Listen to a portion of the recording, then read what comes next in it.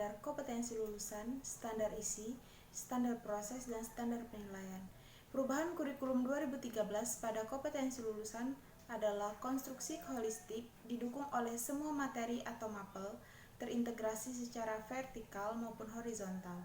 Elemen perubahan kedudukan mata pelajaran atau isi adalah kompetensi yang semula diturunkan dari mata pelajaran berubah menjadi mata pelajaran dikembangkan dari kompetensi. Tujuan standar kompetensi lulusan. Yang pertama, standar kompetensi lulusan pada jenjang pendidikan dasar bertujuan untuk meletakkan dasar kecerdasan, pengetahuan, kepribadian, akhlak mulia, serta keterampilan untuk hidup mandiri dan mengikuti pendidikan lebih lanjut.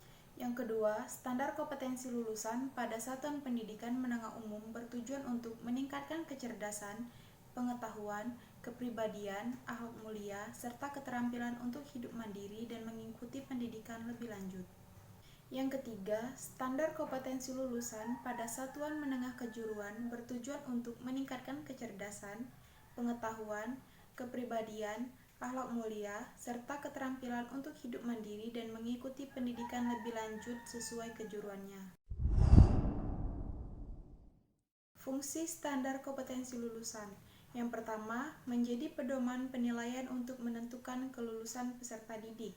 Yang kedua, menjadi pondasi dasar kecerdasan, pengetahuan, kepribadian, akhlak dan keterampilan hidup mandiri saat berada di jenjang pendidikan dasar dan menengah umum atau kejuruan.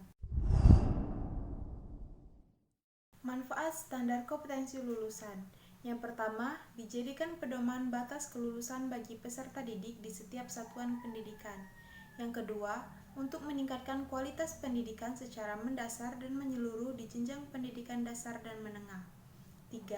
Dijadikan rujukan dalam menyusun standar pendidikan lain, misalnya standar isi, standar proses, dan lainnya. Keempat, ruang lingkup standar kompetensi lulusan. Ruang lingkup standar kompetensi lulusan. Ruang lingkup standar kompetensi lulusan mencakup kriteria kualifikasi kemampuan peserta didik yang harus dicapai setelah menempuh belajar di jenjang dasar dan menengah.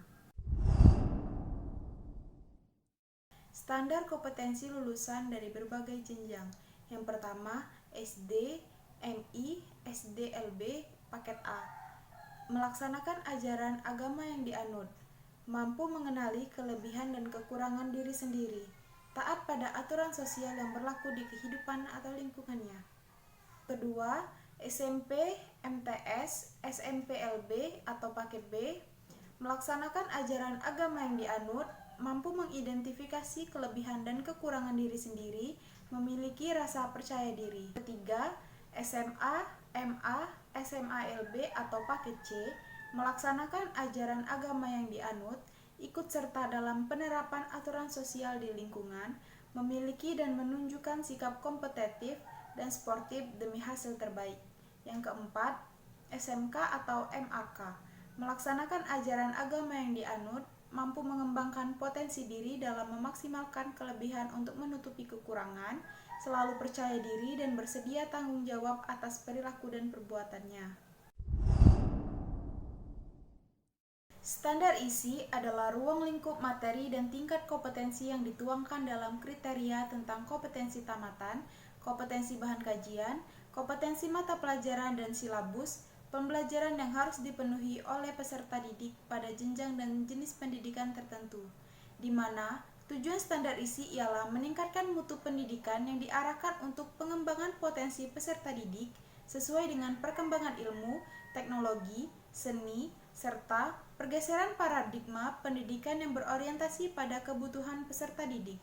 Peraturan Pemerintah Nomor 19 Tahun 2005 tentang Standar Nasional Pendidikan Pasal 6 Ayat 1 menyatakan kurikulum terdiri atas kelompok mata pelajaran agama dan akhlak mulia, kelompok mata pelajaran kewarganegaraan dan kepribadian, kelompok mata pelajaran ilmu pengetahuan dan teknologi, kelompok mata pelajaran estetika, kelompok mata pelajaran jasmani, olahraga, dan kesehatan.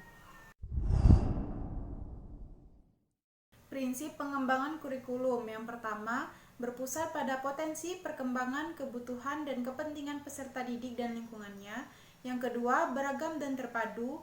Yang ketiga, tanggap terhadap perkembangan ilmu pengetahuan, teknologi, dan seni. 4.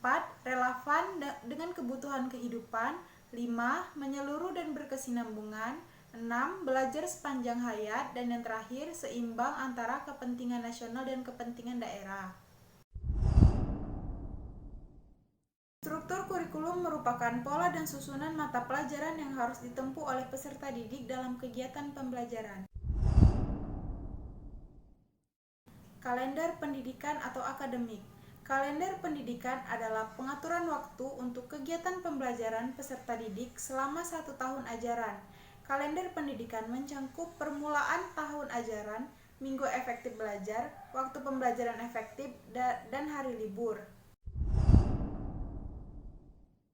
Beban belajar. Beban belajar adalah waktu yang dibutuhkan oleh peserta didik untuk mengikuti program pembelajaran melalui sistem tatap muka, penguasaan terstruktur, dan kegiatan mandiri tidak terstruktur untuk mencapai standar kompetensi lulusan serta kemampuan lainnya dengan memperhatikan tingkat perkembangan peserta didik dinyatakan dalam satuan jam pelajaran. Kurikulum tingkat satuan pendidikan. Kurikulum tingkat satuan pendidikan adalah kurikulum operasional yang disusun oleh dan dilaksanakan di masing-masing satuan pendidikan. Kurikulum satuan pendidikan dikembangkan sesuai dengan satuan pendidikan potensi daerah, karakteristik, daerah sosial budaya masyarakat setempat peserta didik.